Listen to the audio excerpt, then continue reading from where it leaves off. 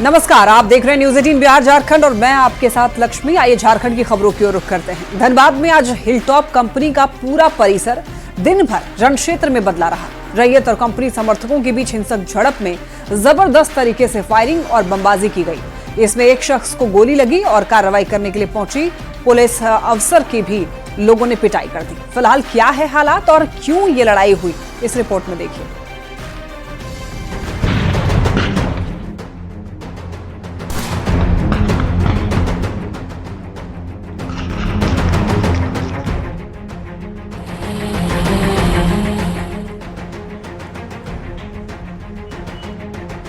बात से सामने आई है, जहां मधुबन थाना क्षेत्र में हिलटॉप कंपनी का परिसर दिन भर रण क्षेत्र में बदला रहा। गुरुवार को बीसीसीएल गोविंदपुर एरिया 3 में रैयतों और कंपनी समर्थकों के बीच जमकर हिंसक झड़प हुई, जिसमें दर्जनों राउंड फायरिंग और बमबाजी की गई। इसमें सुभाष सिंह को गोली लगी और कार्रवाई के दौरान बाघमारा डीएसपी पुरुषोत्तम सिंह को भी पीट कर अधमरा कर दिया गया। गए तो हम लोग के साथ में मारपीट हुआ, गोली चलाया और ये लोग रंगबाजी करते हैं। खाली इन लोग यही काम है, मारपीट करना, धमकाना, चमकाना, यही काम। बम धमाके और गोलियों की तड़तड़ाहट से पूरा आउटसोर्सिंग इलाका दहल उठा है। हिंसक झड़प के बाद अभी भी इलाके में तनावपूर्ण स्थिति बनी हुई है। बुधवार को गिरिडीह सांसद चंद्र प्रकाश चौधरी ने भी कंपनी को काम शुरू नहीं करने की चेतावनी दी थी। बावजूद इसके कंपनी ने गुरुवार को काम शुरू किया और रैयतों के विरोध के बाद बवाल मच गया। जब तक एग्रीमेंट नहीं होता है, जब तक उसको साइड हैंड ओवर नहीं होता है, तब तक किसी भी कीमत पर वहां पर साइड में हिलटॉप काम नहीं करेगा।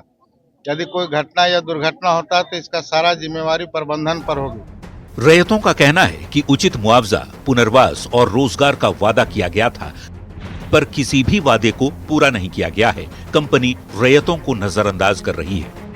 हम लोग ग्रामीणों से आग्रह कर रहे हैं कि किसी भी जमीन का कोई भी अगर दावा पेश करेंगे, उनके साथ प्रबंधन की जो पद्धति है उस छानबीन कर जांच कर उसको मुआवजा अगर बनता है जरूर दी जाए। हिंसक झड़प के बाद पुलिस टीम इलाके में कैंप कर रही है।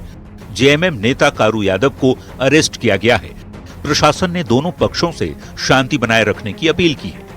हिलटॉप आउटसोर्सिंग परिसर काफी तनावपूर्ण स्थिति बनी हुई है। पुलिस वहां पर कैंप कर रही है और जो भी इस घटना में सम्मिलित है उन सभी को गिरफ्तारी और उन लोगों को चिन्हित कर सभी पर कार्रवाई करने की तहकीकात में पुलिस जुट गई है। संजय गुप्ता, न्यूज 18 धनबाद। एक बड़ी खबर पाकुड़ के हिरणपुर प्रखंड से है, जहां पर जवाहर नवोदय विद्यालय से फर्जीवाड़े का मामला सामने आया है। स्कूल में क्लास 6 के नामांकन में 10 छात्रों के कागजात फर्जी पाए गए हैं। मामले का खुलासा तब हुआ जब छात्र आनंद कुमार की तबीयत खराब होने पर उसे घर भेजने की तैयारी की गई। बच्चे के पते की जांच के दौरान ये पता चला कि हिरणपुर प्रखंड में उसका कोई स्थायी पता है ही नहीं।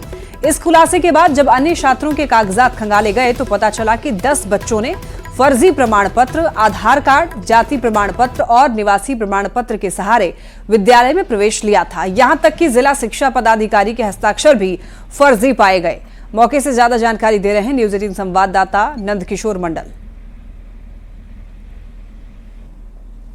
जिस तरीके से दाखिला किया गया था और इस बात की तब पता चला जब यहाँ के जो प्रिंसिपल है वो जब वेरिफिकेशन कर रहे थे डॉक्यूमेंट का। इंटरेस्टिंग की बात यह है कि एक बच्चे जब बीमार पड़ जाते हैं, उस बच्चे की ट्रीटमेंट की जाती है इस स्कूल में, जिसके बाद जो है यहाँ के जो शिक्षक हैं उनके द्वारा कहा जाता है उस बच्चे को कि आपको घर हम छोड़ देते हैं, आपके घर छोड़ देते हैं जो आपके लोकल पता है उस पर। तब वो बच्चे रोने लगते हैं, कहते हैं कि हमारे यहाँ जो पता है वहाँ घर नहीं है, बल्कि वो भागलपुर के कोई गांव के रहने वाले हैं।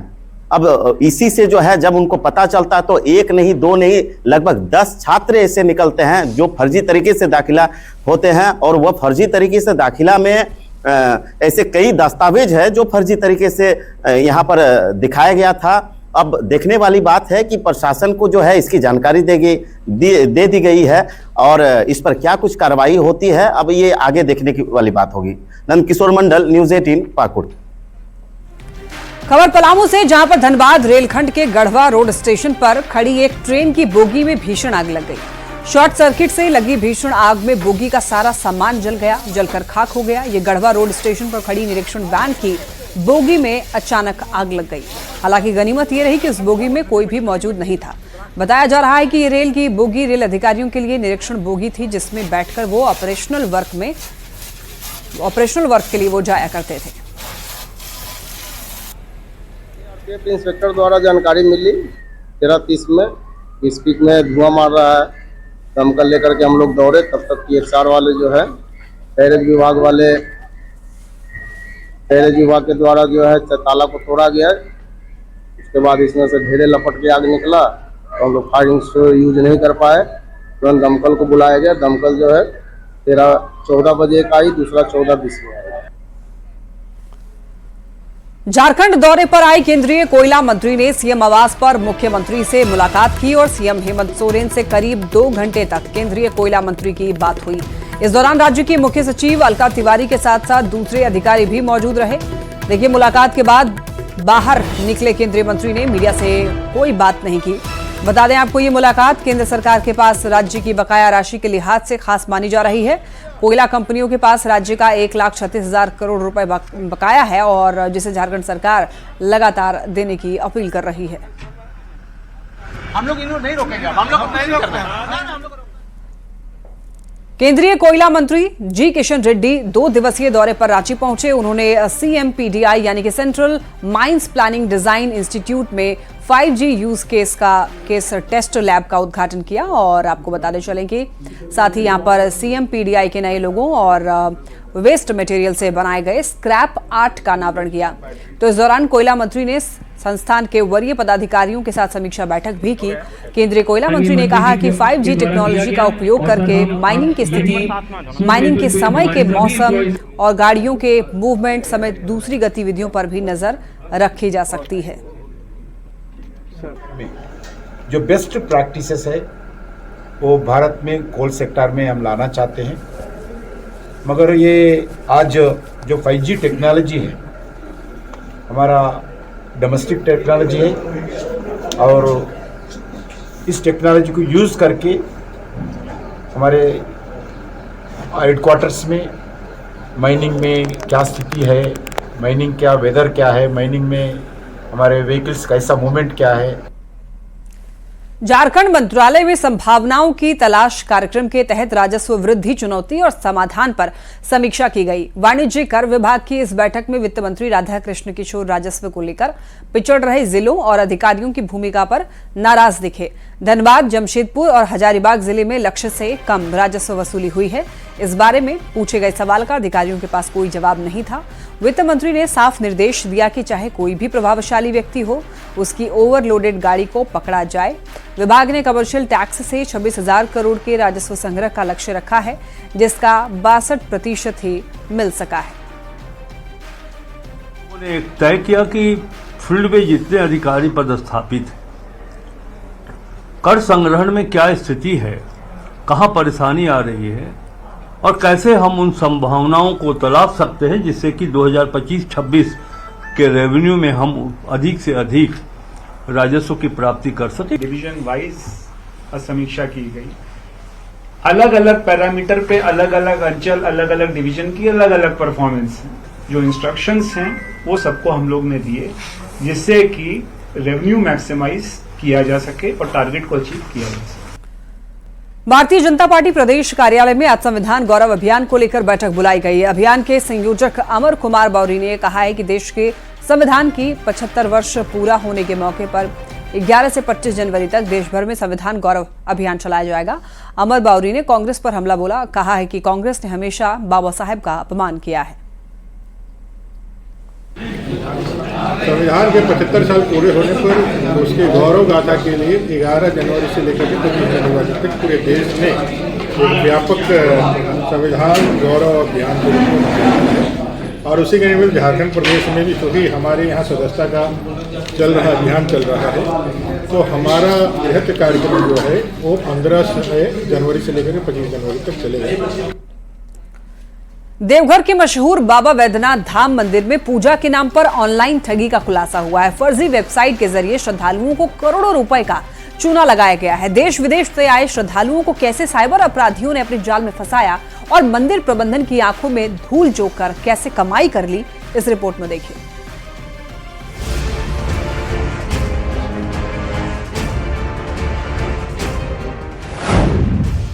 बाबा धाम में पूजा के नाम पर ठगी, ऑनलाइन वेबसाइट से लगा चूना, 9,117 श्रद्धालु के साथ ठगी, 4 करोड़ 64 लाख रुपए की चपत। आम लोगों के बैंक अकाउंट खाली करने वाले साइबर अपराधियों ने अब भक्तों को भी चूना लगाना शुरू कर दिया है। बाबा बैद्यनाथ मंदिर में ऑनलाइन पूजा के नाम पर श्रद्धालुओं से करोड़ों रुपए की ठगी का मामला सामने आया है। फर्जी वेबसाइट देवघर.in पर भक्तों को चूना लगाने का आरोप लगा है। बाबा ऑनलाइन पूजा सर्विसेज के फर्जीवाड़े का खुलासा हैदराबाद से आए श्रद्धालुओं ने किया, जिन्हें ऑनलाइन बुकिंग के बावजूद दर्शन नहीं कराया गया। प्राइमा फेसी ये एक साइबर फ्रॉड का मामला है, जिसमें कि किसी ने एक फर्जी वेबसाइट बनाया, उसमें उन्होंने जो श्रद्धालु हैं उनसे राशि वसूली है और उनको ये आश्वासन दिया कि उनका यहाँ पे दर्शन करवाया जाएगा।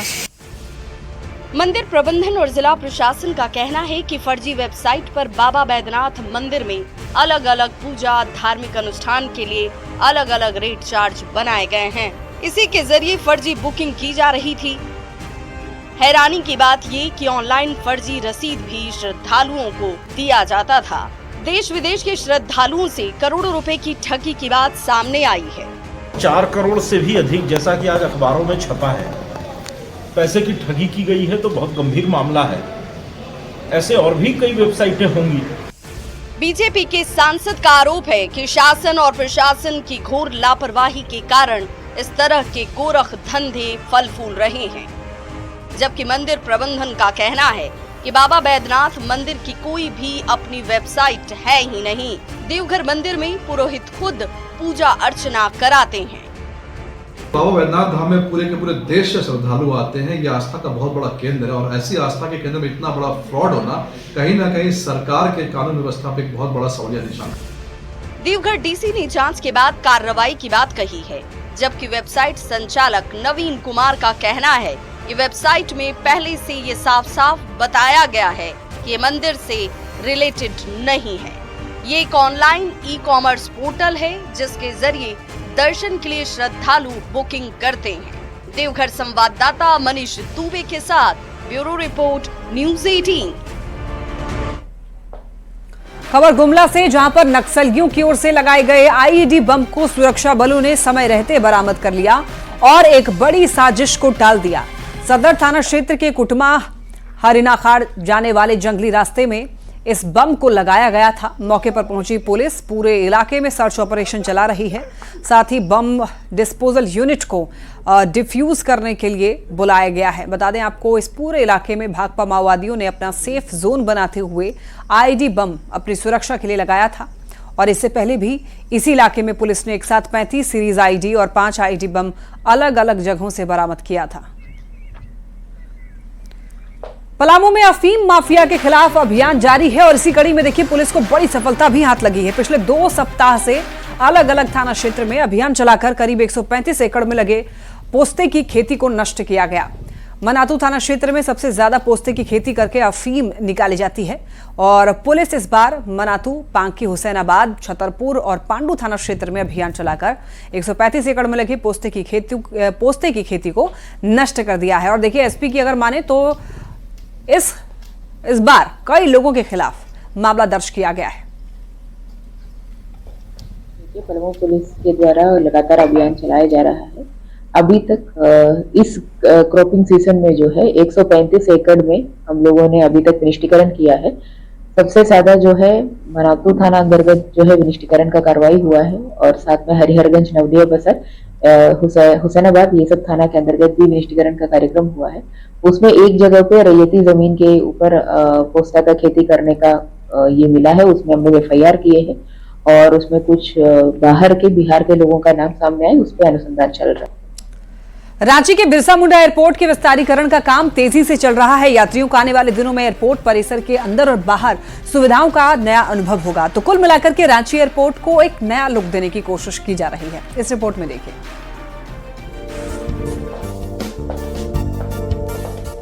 अगर आप रांची के बिरसा मुंडा एयरपोर्ट से आसमानी सफर का रिश्ता रखते हैं तो फिर आपके लिए खुशखबरी है।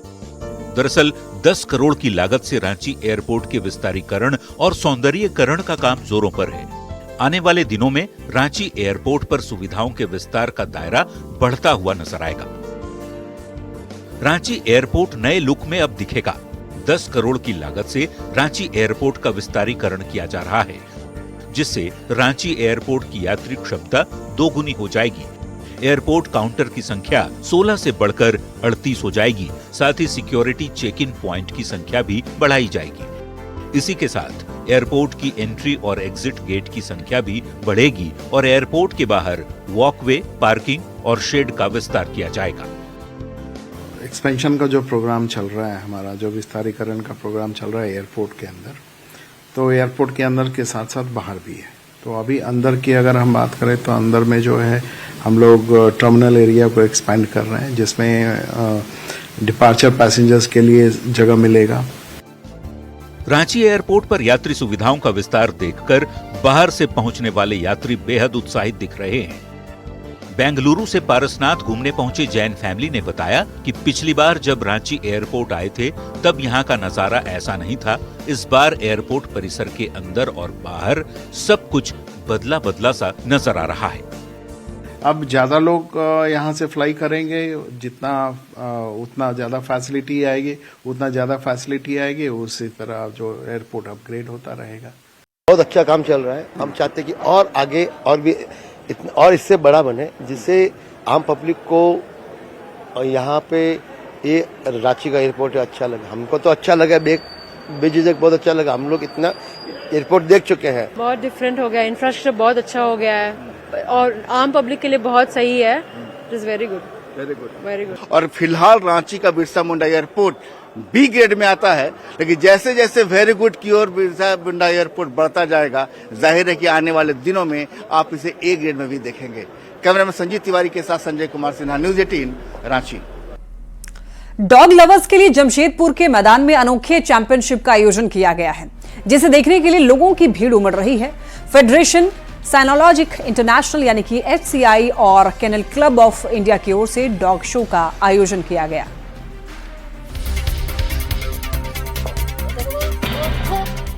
देखिए अलग अलग प्रजाति की डॉग्स की ये तस्वीरें, जहां नेशनल और इंटरनेशनल ब्रीड के कुत्ते पूरी टशन के साथ एंट्री लेते दिख रहे हैं। कार्यक्रम में कुत्तों ने अपने मालिक के साथ बाकायदा बूके लेकर एंट्री ली और देखिए कैसे एक एक कर सभी कुत्ते DC को बूके देते हुए सैल्यूट भी कर रहे हैं।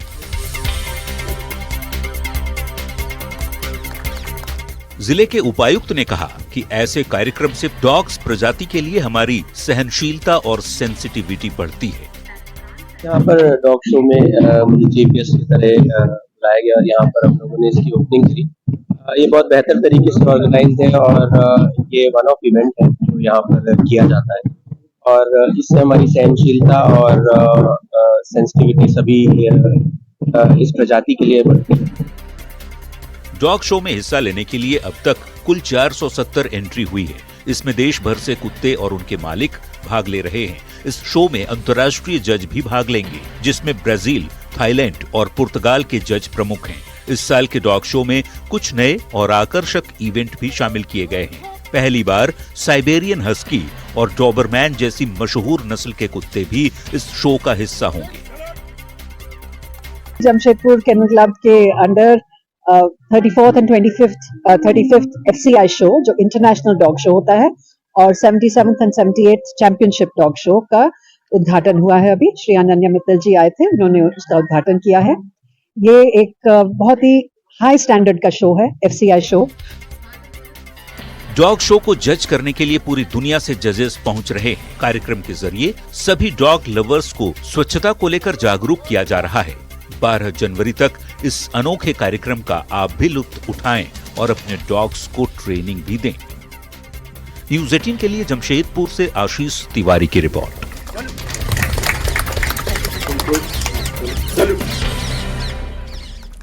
इसी के साथ इस बुलेटिन में इतना ही। तमाम खबरों के लिए आप देखते रहिए न्यूज 18।